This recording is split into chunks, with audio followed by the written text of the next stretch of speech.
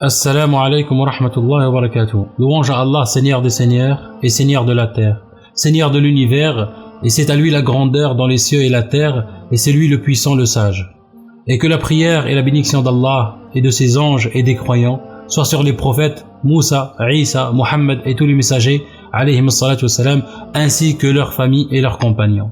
Bienvenue chers frères et sœurs, et bonjour à nos amis chrétiens, j'espère que vous allez tous bien. Aujourd'hui c'est une vidéo particulière puisqu'il y a quelque temps j'ai eu la bonne surprise de voir Monsieur Dumouche, qui se présente comme théologien catholique, répondre à ma vidéo 10 questions pour les chrétiens. Avant de commencer la vidéo, je tiens à dire que j'apprécie la démarche, surtout que la personne est calme et courtoise. Ce qui est rare de nos jours, ça fait plaisir. Malheureusement la sympathie n'est pas gage de vérité. On va passer maintenant au sujet de la vidéo. Dans ma vidéo j'ai posé 10 questions pour nos amis chrétiens en espérant une réponse. J'ai reçu pas mal de réponses en commentaire, beaucoup même, et j'ai répondu à quelques-unes, mais je me suis vite rendu compte que ces réponses-là n'ont aucun fondement biblique, ce sont que des avis personnels, malgré que j'ai précisé que je voulais des réponses bibliques. Mais bon, je tiens à les remercier quand même d'avoir essayé et d'avoir participé.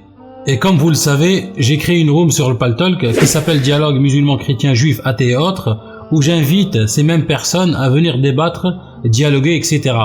La room qui ouvre chaque samedi à 9h du soir, diffusée bien sûr en live sur YouTube, où j'ai invité Monsieur Arnaud Dumouche à venir s'il a envie pour dialoguer et échanger nos connaissances, mais il a refusé, c'est son droit. Et comme j'ai dit, malheureusement, les réponses que j'ai reçues n'avaient aucun fondement biblique. Ce que je craignais s'est réalisé. Chacun part de son avis personnel, de sa philosophie. Et je m'attendais mieux de la part de Monsieur Dumouche du fait qu'il se présente comme théologien. Mais sans tarder, on va passer directement à la réponse. Ma première question était... Première question. Quel groupe chrétien est dans la vérité? Les vrais chrétiens. On constate que chaque groupe chrétien dit être sur la vérité. Les autres sont dans l'égarement. Un exemple, la bête noire pour les catholiques sont les protestants, les évangélistes, et vice-versa. Comment distinguer les vrais chrétiens des faux? Les catholiques disent hors de l'église catholique romaine, point de salut. Qui a raison, qui a tort? On va écouter maintenant la réponse de Monsieur Arnaud Dumouche. À cette première question, vous devez comprendre que la possession de la vérité au sens intellectuel du terme est subordonnée à la possession dans l'amour d'une personne qui s'appelle le Christ, qui est la vérité, qui est pour nous, tous les chrétiens, Dieu fait homme. Et donc, celui qui, entre guillemets, possède la vérité le plus, est au ciel. Il voit Dieu face à face. Il voit que Jésus est Dieu. Donc sur terre, il y a des choses que nous partageons tous en commun, tous les chrétiens, à savoir que Jésus est Dieu, le Verbe de Dieu, la contemplation éternelle que Dieu a de lui-même, qui s'est fait homme et qui est venu nous sauver. Et ça, quels que soient les chrétiens, sauf les témoins de Jéhovah, tous adhèrent à cette foi commune. Il y a d'autres choses essentielles qui sont communes, à savoir qu'il nous promet, si nous l'aimons dans un cœur à cœur et dans la prière, comme des amis qu'il a fait de nous, il nous promet qu'à l'heure de la mort, nous le verrons et que nous obtiendrons la vision béatifique, l'éternité, en le voyant face à face avec notre prochain. Pour commencer, ma question n'était pas qui possède la vérité, mais qui est dans cette vérité. Tous les chrétiens disent espérer en Christ, mais on constate qu'il n'y a pas la même pratique. Parfois aussi pas la même conception de Jésus et de son message. Les catholiques justifient qu'ils sont la vraie église de Jésus en utilisant l'évangile selon Matthieu, chapitre 16, le verset 18 et 19. Matthieu, chapitre 16.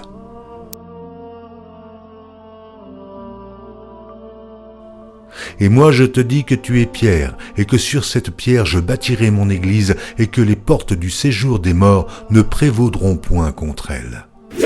Je rappelle que les protestants disent que l'église catholique, c'est l'église de l'idolâtrie et des adorateurs de statues. Et l'église de son côté, l'église catholique, dit Point de salut hors de l'Église catholique apostolique romaine.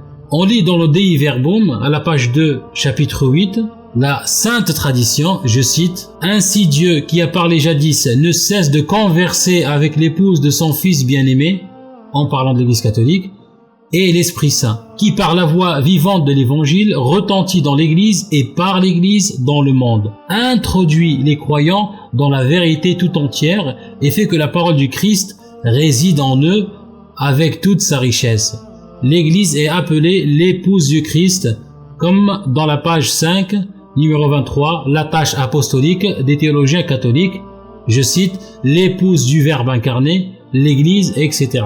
Et aussi, je rappelle les guerres entre catholiques et protestants, ce qu'on appelle guerre de religion en France et en Europe.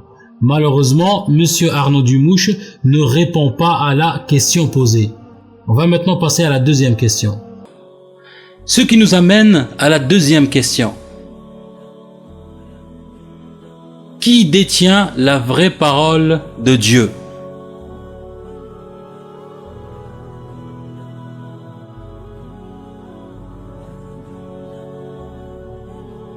Est-ce que la Bible éthiopienne, 81 livres, est-ce la Bible grecque orthodoxe, 75 livres, ou la Bible catholique, 73 livres, la Bible protestante peut-être, 66 livres, ou la Bible syriaque, 61 livres, et pour finir, la Bible samaritaine, 5 livres. Et pour ne citer que cela, quelle est la vraie parole de Dieu? Qui détient le vrai livre de Dieu? À cette question, je vous répondrai ceci. Nous ne sommes pas une religion du livre seul. Nous sommes très différents de l'islam, qui lui est une religion du livre, avec un Coran qu'il pense dicté par Dieu. Nous sommes une religion du Verbe de Dieu, fait chair, de Dieu fait homme. Notre vérité, c'est Dieu. Et donc, s'il y a des différences dans les livres bibliques, il n'y a pas de différence sur le contenu profond de ces livres. En tout cas, en ce qui concerne l'essentiel, à savoir la venue de Dieu sur terre qui s'est incarnée et qui nous sauve pour l'éternité, qui nous appelle dès maintenant à une relation d'amour plus que de serviteurs, d'amour comme des amis. Monsieur Dumouche nous dit qu'ils ne sont pas des gens du livre seul. Le problème, cher Arnaud, c'est que l'Église catholique affirme détenir toute la parole de Dieu. On va ouvrir le Dei Verbum, chapitre 3, l'inspiration de la Sainte Écriture et son interprétation. Numéro 11, inspiration et vérité de la Sainte Écriture. Je cite. Les réalités divinement révélées que contiennent et présentent les livres de la Sainte Écriture y ont été consignées sous l'inspiration de l'Esprit Saint. Notre Mère l'Église, de par la foi apostolique, tient pour sacrés et canoniques tous les livres tant de l'Ancien que du Nouveau Testament, avec toutes leurs parties, puisque rédigés sous l'inspiration de l'Esprit Saint. Ils ont Dieu pour auteur et qu'ils ont été transmis tels à l'Église elle-même. Ce qui implique que l'Église catholique prétend que les 73 livres de leur Bible sont toute la parole de Dieu, sans erreur, sans rajout et sans omission. Mais les protestants, eux, disent le contraire, que les 7 livres de plus dans la Bible des catholiques sont faux, sans parler des autres groupes. Encore une fois, Monsieur Dumouche n'apporte aucune réponse. On va passer à la troisième question, Inch'Allah. On va passer à la troisième question. Comment savoir qui a vraiment le Saint-Esprit? Plein de chrétiens de différents groupes disent avoir le Saint-Esprit. Comment distinguer le vrai du faux? Qui dit vrai et qui ment? Et comment voir et savoir et être sûr que la personne qui dit avoir le Saint-Esprit l'a vraiment? On va écouter maintenant Monsieur Dumouche. Qui a le Saint-Esprit? Eh bien, encore une fois, ce n'est pas comme dans l'islam, le fait de pratiquer certains rituels qui fait qu'on a le Saint-Esprit. Le Saint-Esprit, dit Jésus, il vient dans celui qui aime Dieu de tout son cœur, de toute son âme et de toute sa force. Mais pas d'un amour comme dans l'islam, où l'humble serviteur considère Dieu comme son maître qu'il sert et qu'il aime de tout son cœur. Non, comme un ami. Un ami. Dieu s'est abaissé, disent les chrétiens, pour élever l'homme à leur niveau. Et évidemment, ça s'incarne dans l'amour du prochain. Si le prochain, tout le prochain, est le chéri de Dieu pour qui il est mort sur la croix, on comprend que c'est donc dans ces commandements de l'amour que se trouve le signe de la présence du Saint-Esprit. Comment ça dans l'islam? Je ne savais pas que dans l'islam, si on pratique certains rituels, on a le Saint-Esprit. J'aimerais bien savoir lesquels. Au moins comme ça, les chrétiens cesseront de nous dire, quand ils n'ont aucune réponse, vous n'avez pas le Saint-Esprit, vous ne pouvez comprendre. Je suis désolé, monsieur Dumouche, vous ne répondez pas à la question. Je donne un exemple.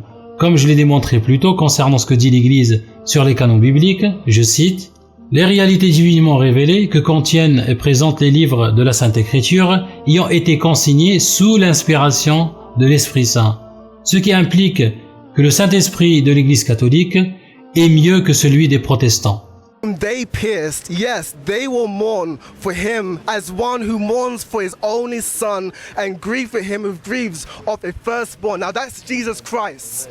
How is that? Christ died on the cross. He was pierced and he said, I am the Alpha and the Omega, the beginning and the end.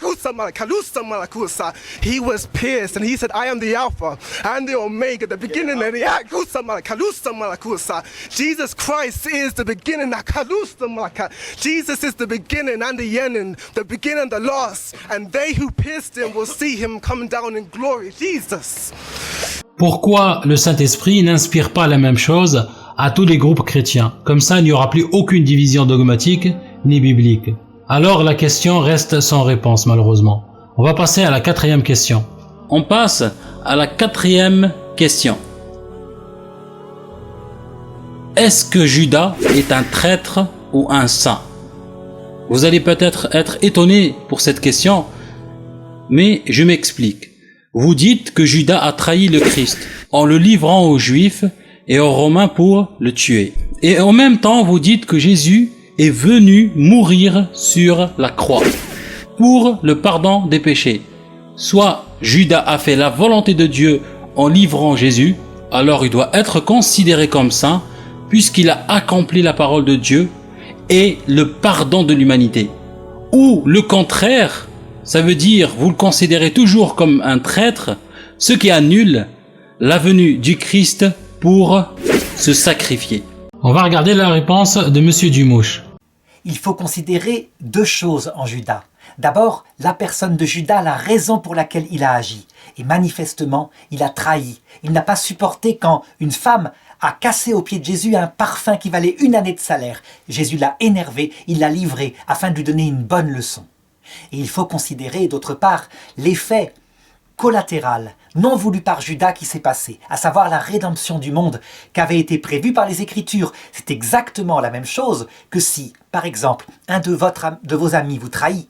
Lui, peut-être, a voulu faire du mal, mais si cette trahison, en l'occurrence par accident, produit le salut de votre famille, pour une raison ou pour une autre, eh bien, il n'empêche que votre ami a trahi.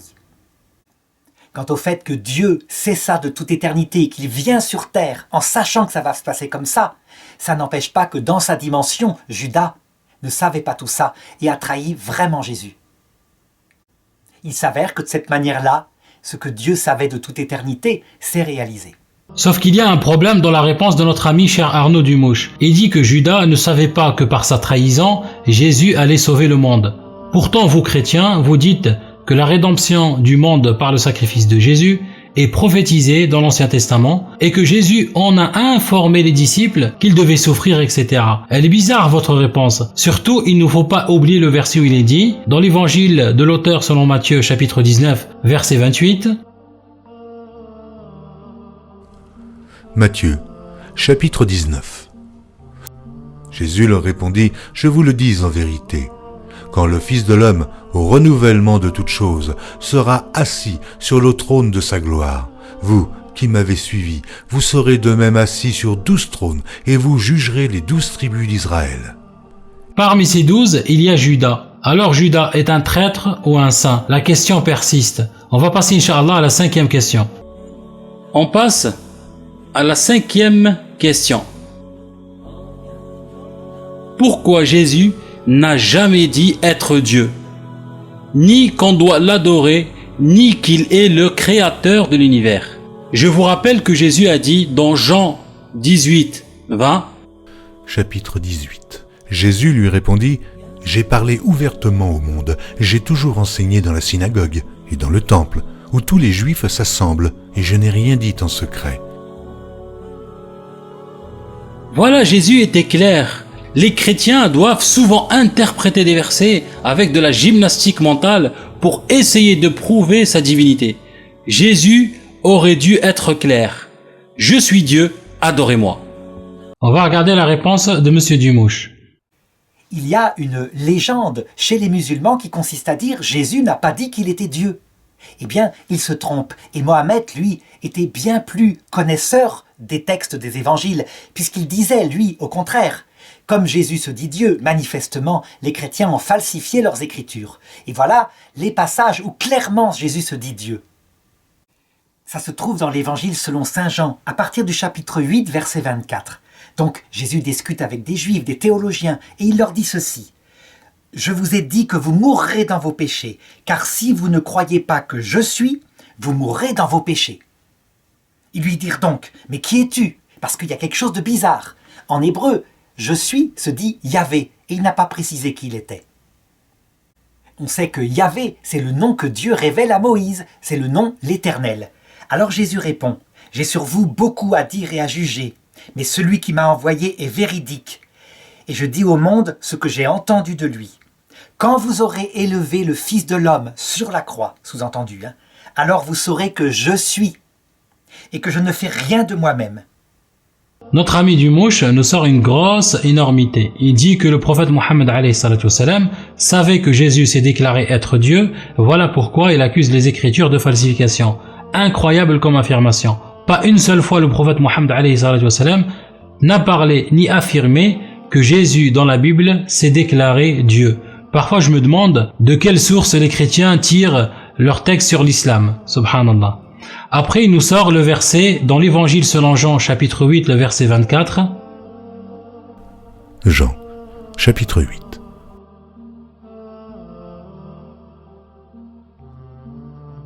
C'est pourquoi je vous ai dit que vous mourrez dans vos péchés, car si vous ne croyez pas ce que je suis, vous mourrez dans vos péchés.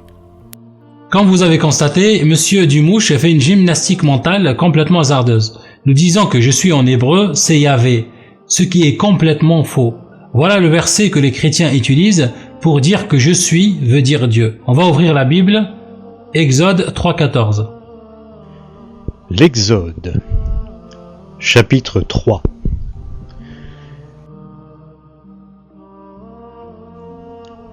Dieu dit à Moïse, « Je suis celui qui suis. » Et il ajouta, « C'est ainsi que tu répondras aux Israélites. Celui qui s'appelle « Je suis » m'a envoyé vers vous. » Selon l'affirmation de Dumouche, si on remplace « je suis » par Yahvé, on obtient « Dieu dit à Moïse, je Yahvé qui suis », etc. Regardez maintenant comment les Juifs l'ont traduit. Je cite, « Dieu répond à Moïse, je suis l'être invariable. » Il ajouta, « Ainsi parleras-tu aux enfants d'Israël, c'est l'être invariable qui m'a délégué auprès de vous. » Ce qui veut dire que le « je suis » n'est pas Yahvé, mais celui qui suit. Surtout quand on lit la suite du verset que M. Dumouche a utilisé, on comprend que Jésus ne se définit pas comme Dieu, au contraire. Jean, chapitre 8. « Qui es-tu » lui dirent-ils. Jésus leur répondit, « Ce que je vous dis dès le commencement. J'ai beaucoup de choses à dire de vous et à juger en vous. Mais celui qui m'a envoyé est vrai, et ce que j'ai entendu de lui, je le dis au monde. » Ils ne comprirent point qu'il leur parlait du Père. Jésus donc leur dit, « Quand vous aurez élevé le Fils de l'homme, alors vous connaîtrez ce que je suis, et que je ne fais rien de moi-même, mais que je parle selon ce que le Père m'a enseigné. Celui qui m'a envoyé est avec moi, il ne m'a pas laissé seul, parce que je fais toujours ce qui lui est agréable. » Jésus répond qu'il est un envoyé, celui qui a reçu l'enseignement de Dieu. Et ça continue, au verset 57. Les Juifs lui dirent donc, « Tu n'as pas 50 ans et tu prétends avoir connu Abraham. Qui es-tu » Jésus leur dit, « En vérité, je vous le dis, avant qu'Abraham existât, je suis. » Alors ils ramassèrent des pierres pour les lui jeter, mais Jésus se déroba à leur vue et sortit du temple. Alors on pourrait dire encore, il y a ambiguïté, c'est clair. Il pourrait dire, je suis Dieu, adorez-moi. Les Juifs, pour eux, il n'y a pas ambiguïté. On voit dans Jean, au chapitre 10, Jésus qui pose la question aux Juifs, « Pour quelle bonne œuvre voulez-vous me lapider ?» Et eux répondent, « Ce n'est pas pour une bonne œuvre que nous te lapidons, mais pour un blasphème, parce que toi qui n'es qu'un homme, tu te fais Dieu. » Monsieur Dumouche enchaîne avec les mêmes versets qu'utilisent les chrétiens pour essayer de prouver la divinité de Jésus, mais sans succès. Exemple, les fameux versets toujours dans Jean bien sûr, le dernier évangile. On va ouvrir l'évangile selon Jean, chapitre 8, le verset 58. Jean, chapitre 8. Jésus leur dit, en vérité, je vous le dis, avant qu'Abraham fût, je suis.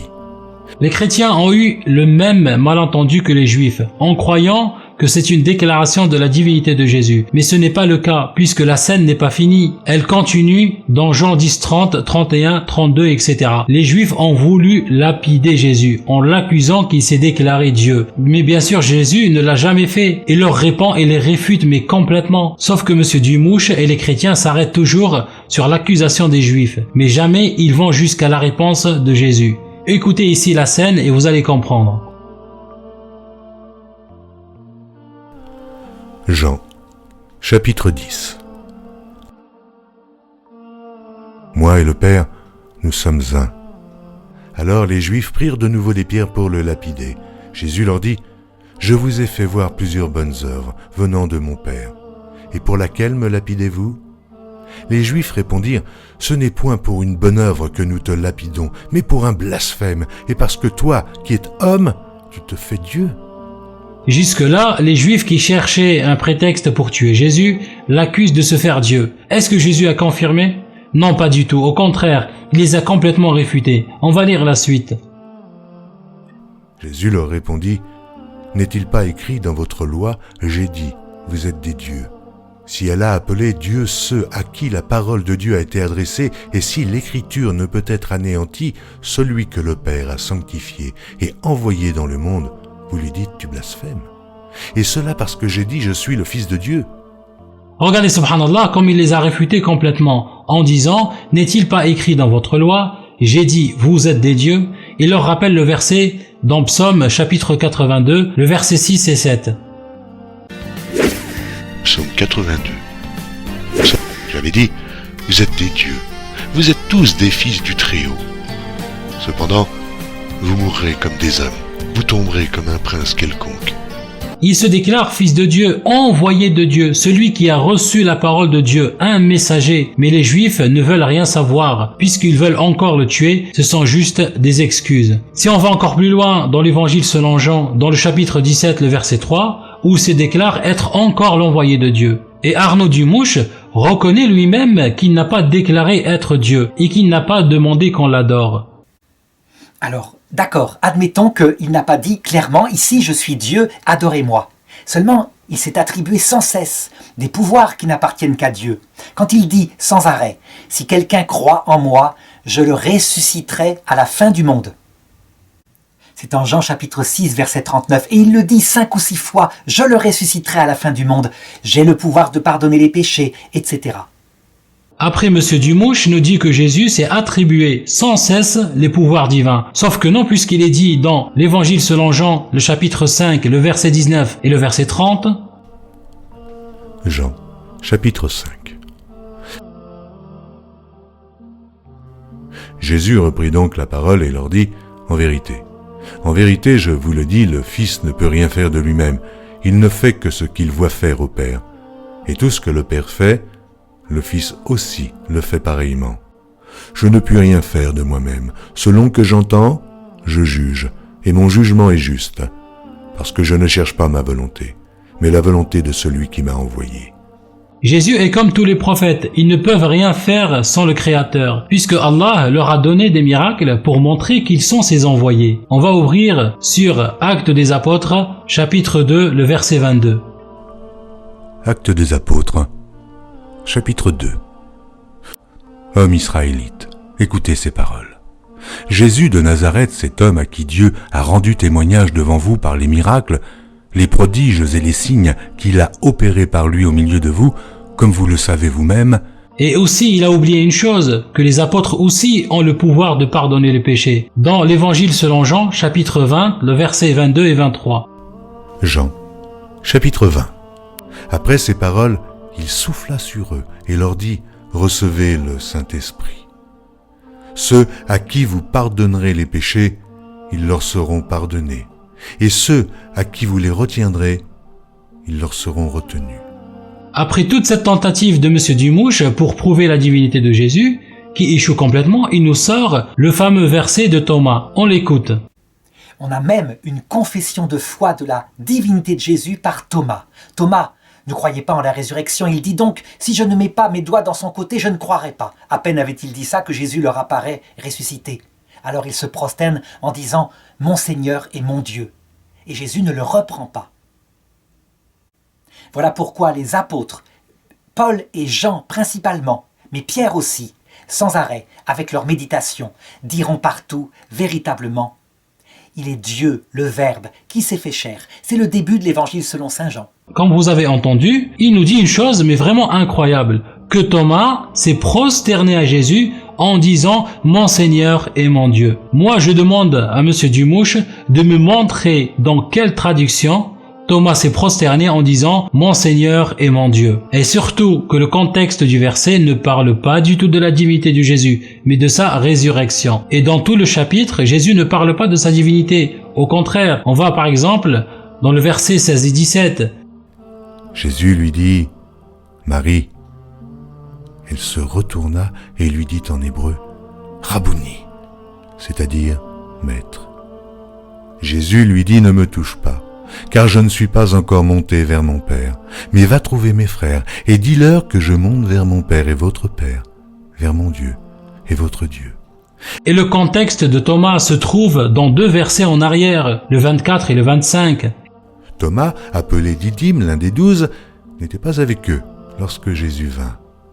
Les autres disciples lui dirent donc, « Nous avons vu le Seigneur. » Mais il leur dit, « Si je ne vois dans ses mains la marque des clous, et si je ne mets mon doigt dans la marque des clous, et si je ne mets ma main dans son côté, je ne croirai point. » Et voilà, ça part de sa résurrection et nullement de sa divinité. Surtout qu'à la fin du chapitre, l'auteur de l'évangile selon Jean nous dit « Mais ces choses ont été écrites afin que vous croyiez que Jésus est le Christ, le Fils de Dieu, et qu'en croyant, vous ayez la vie en son nom. » Comme vous avez vu, pour croire qu'il est le Christ, le Fils de Dieu, non pas Dieu lui-même. Une autre réponse donnée par nos amis chrétiens est que la raison pour laquelle Jésus ne voulait pas dire qu'il est Dieu, c'est de peur de se faire lapider par les Juifs. Pour commencer, Dieu qui a peur de sa créature, c'est énorme. Et surtout, ça ne règle pas le problème, parce que Jésus ne l'a pas dit aux disciples en privé, ou après sa résurrection. Il avait encore peur de retourner sur la croix. Voilà, c'est ridicule. Alors la question subsiste encore.